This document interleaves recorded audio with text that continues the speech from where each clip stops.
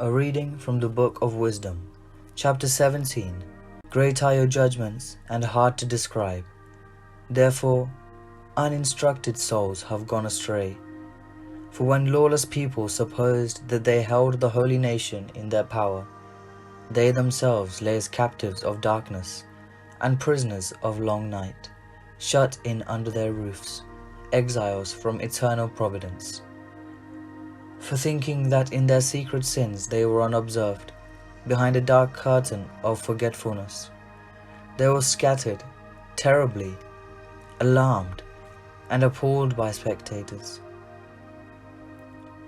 For not even the inner chamber that held them protected them from fear, but terrifying sounds rang out around them, and dismal phantoms with gloomy faces appeared, and no power of fire was able to give light, nor did the brilliant flames of the stars avail to illumine that hateful night.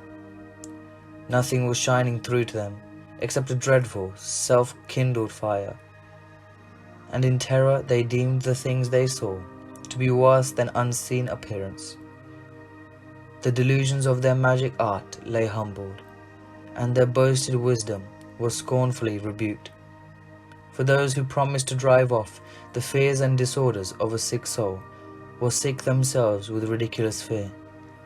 For even if nothing disturbing frightened them, yet, scared by the passing of wild animals and the hissing of snakes, they perished in trembling fear. For wickedness is a cowardly thing, condemned by its own testimony, distressed by conscience.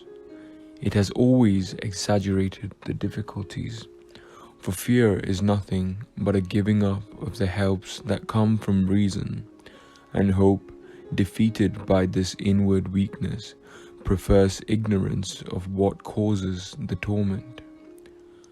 But throughout the night, which was really powerless, and which came upon them from the recesses of powerless Hades, they all slept the same sleep, and now were driven by monstrous spectres, and now were paralyzed by their soul's surrender.